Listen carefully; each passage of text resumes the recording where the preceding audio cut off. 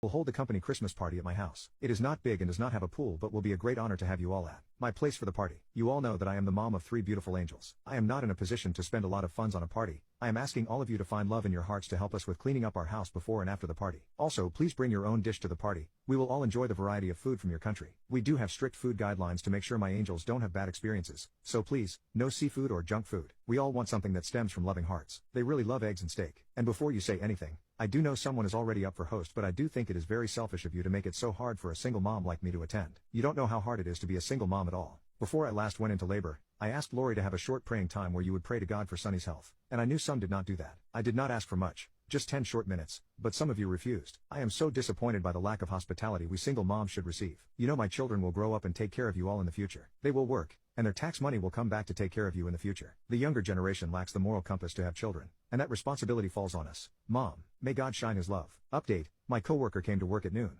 She started by changing diapers right on her desk. The stench left us nauseous. Someone told her we had a bathroom with a baby changing stand, but she ignored the person. I decided to tell her about it, in case she did not notice. She told me a baby hater like me would not understand the joy of having babies and should not be fussy because it would be the closest for me to be near a baby. I told her about the diaper again and stated it was really hot. The air conditioner was on full blast. The smell spread through the office, and it was just unbearable. We decided to move to the canteen outside, and we can work remotely as long as there is an internet connection. When we came back about 2 hours later after receiving an email from our boss to go back to the office, she already cleaned up the mess, but of course, her eyes were filled with tears. My boss was standing next to her, patting her on the back. Boss started telling us she filed a formal complaint. She felt discriminated against and humiliated because everyone treated her like a disease or something. No one said a word but me. I informed the boss about the incident that forced us to leave the office. Boss still said we must understand the situation because she is a single mom. Instead of complaining, we should just help her clean up. I asked why we had to clean up after my colleague. My boss said this was a small company, and people should treat each other like family. I lost my word. She cried again in the background with the baby yelling in the carriage. Some said sorry to her. I did not. I just tried to get back to work. It quieted down for about 1 hour. Then I received an email that my boss would like to talk to me. When I walked in, she was already there. She then told me she would like to talk about the hostile working environment that I created a few weeks ago, because the party I was about to host discriminated against her and her children.